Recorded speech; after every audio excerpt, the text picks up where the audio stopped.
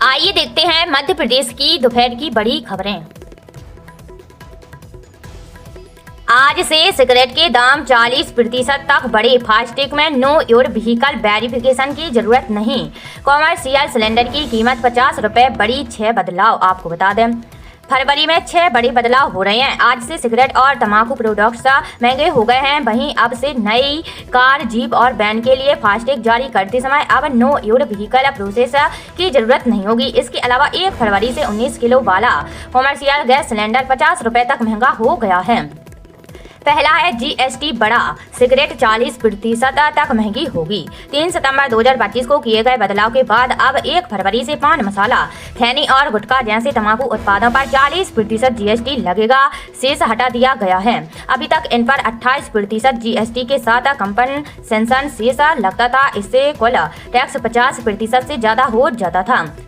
Cigarette पर उसकी लंबाई के आधार पर नई एक्साइज ड्यूटी भी लागू होगी। 2 रुपये 5 पैसे से लेकर 8 रुपये 50 पैसे तक ये एक्साइज ड्यूटी लगेगी। इसके अलावा तंबाकू उत्पादों की तरह सिगरेट पर 40% जीएसटी भी लगेगा। हालांकि बीड़ी पर राहत देते हुए जीएसटी को 18% कर दिया गया है। दूसरा है फास्टैग यूजर्स को नो योर व्हीकल वेरिफिकेशन की जरूरत नहीं। आज से नई कार, जीप और वैन के लिए फास्टैग जारी करते समय अब नो योर व्हीकल प्रोसेस की जरूरत नहीं होगी। National highways authority of India ने नई कार के लिए नो योर व्हीकल प्रोसेस बंद करने का फैसला लिया है। साथ ही जिन कारों पर पहले से फास्टैग लगा है उनके मालिकों को भी अब रूटीन नो योर व्हीकल कराने की जरूरत नहीं होगी। इससे वाहन मालिकों को वैलिड डॉक्यूमेंट होने के बावजूद लंबी वेरिफिकेशन प्रक्रिया के लिए इंतजार नहीं करना पड़ेगा। तीसरा है कॉमर्शियल सिलेंडर के दाम 50 रुपये तक बढ़ी। आज से 9 किलो वाला कॉमर्शियल गैस सिलेंडर 50 रुपये तक महंगा हो गया है। दिल्ली में इसकी कीमत 49 रुपये बढ़कर 1740 रुपये 50 पैसे हो गई है। पहले यह 1691 रुपये 50 पैसे में मिल रहा था। वहीं चेन्नई में यह अब 50 रुपये महंगा होकर 1899 रुपये 50 पैसे में मिलेगा। चौथा है आरबीआई की मीटिंग। 4 से 6 फरवरी 0.25% घट सकती है ब्याज दर। रिजर्व बैंक ऑफ इंडिया की मॉनिटरी पॉलिसी कमेटी की मीटिंग 4 से 6 फरवरी तक चलेगी। ये वित्त वर्ष 2025-26 की आखिरी मीटिंग होगी। उम्मीद की जा रही है कि इस मीटिंग में आरबीआई ब्याज दर 0.25% घटाकर 5% कर सकती है। अगर ऐसा होता है तो लोन सस्ते होंगे और आपकी ईएमआई भी घटा सकती है। इससे पहले आरबीआई ने 3 से 5 दिसंबर को हुई अपनी पिछली मॉनेटरी पॉलिसी कमेटी मीटिंग में रेपो रेट 0.25% घटाकर 5.25% कर दिया था। इस साल सिर्फ अगस्त और अक्टूबर में हुई मीटिंग में इसमें बदलाव नहीं किया गया है। पांचवा है एविएशन फ्यूल के दाम घटने से हवाई टिकट सस्ता हो सकता है। फरवरी में हवाई यात्रा करने वालों को राहत मिलने की उम्मीद है। तेल कंपनियों ने एविएशन फ्यूल के दाम करीब 1000 रुपये घटा दिए हैं। दिल्ली में फ्यूल के दाम 92,323 रुपये 2 पैसे से घटकर 91,393 रुपये 39 पैसे किलो लीटर हो गई है। कीमतों में आई इस कमी से एविएशन कंपनियों की ऑपरेशनल कॉस्ट कम होगी, जिसका सीधा फायदा हवाई टिकटों के दाम कम होने के रूप में यात्रियों को मिल सकता है। छठवा है संपत्ति बेचने खरीदने के लिए आधार ऑथेंटिकेशन जरूरी। उत्तर प्रदेश और कर्नाटक सरकार ने 1 फरवरी 2026 से संपत्ति की रजिस्ट्री के लिए आधार ऑथेंटिकेशन अनिवार्य कर दिया है। अब रजिस्ट्री के वक्त खरीदार, विक्रेता और गवाहों को सब रजिस्ट्रार ऑफिस में मौजूद बायोमेट्रिक मशीन पर अपनी पहचान यानी फिंगरप्रिंट या फेस वेरिफिकेशन कराना होगा। इसका मुख्य उद्देश्य जमीन की खरीद बिक्री में होने वाले फर्जीवाड़े और बेनामी संपत्तियों पर लगाम लगाना है। केंद्र की योजना वन नेशन वन रजिस्ट्रेशन के तहत इसे जल्दी पूरे देश में लागू करने की है। निर्मला सीतारमण वित्त मंत्रालय पहुंची। कुछ देर में राष्ट्रपति से मिलेंगी। आपको बता दें, निर्मला सीतारमण कर्तव्य भवन पहुंच गई हैं। कुछ देर में वे राष्ट्रपति द्रौपदी मुर्मू के पास जाएंगी। सुबह 11 बजे के बजट पेश करेंगी। इस बजट में सरकार 5 बड़ी घोषणाएं कर सकती है। कयास है कि नौकरी पेशा लोगों के लिए 13 लाख की इनकम टैक्स फ्री हो सकती है। वहीं इम्पोर्ट ड्यूटी घटने से सोना चांदी की कीमतें घट सकती हैं। मिडिल क्लास की 5 बड़ी विश लिस्ट। पहली है इनकम टैक्स। नए टैक्स रिजीम में स्टैंडर्ड डिडक्शन 75,000 रुपए से बढ़ाकर 1 लाख हो सकता है। इससे सैलरीड की 13 लाख तक की इनकम टैक्स फ्री हो सकती है। दूसरा है किसान सम्मान निधि।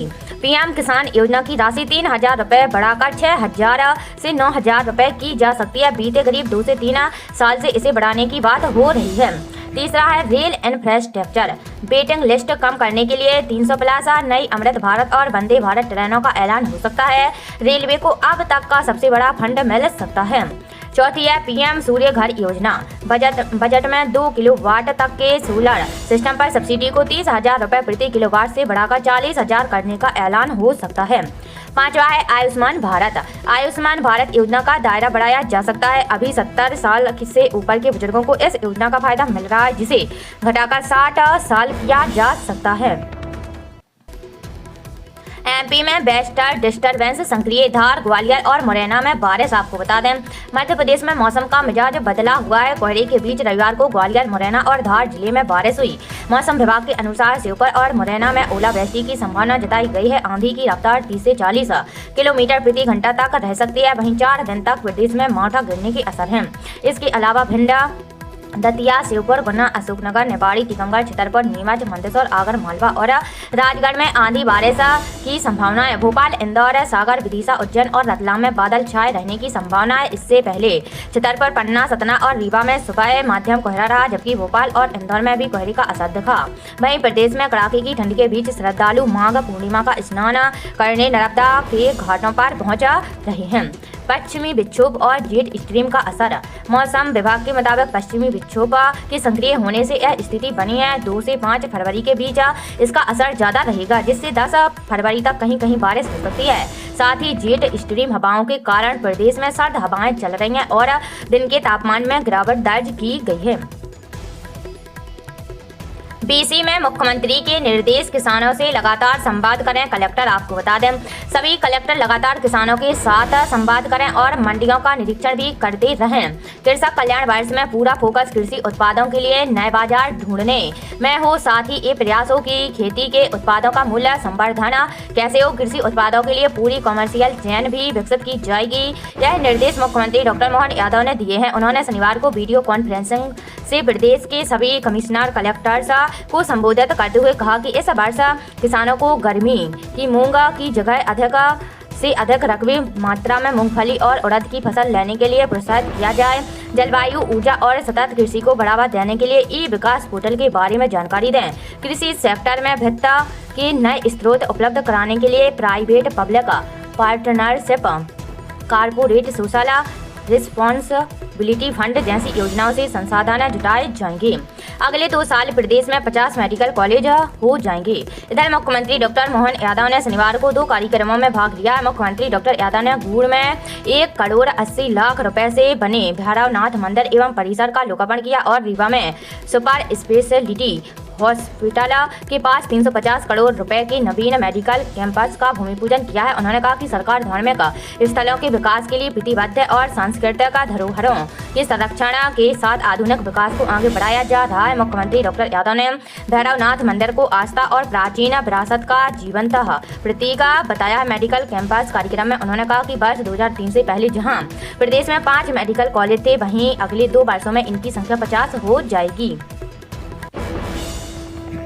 क्या बजट में किसानों को मिलेगी सम्मान निधि की राशि? 6,000 से बढ़कर होगी 9,000 रुपए।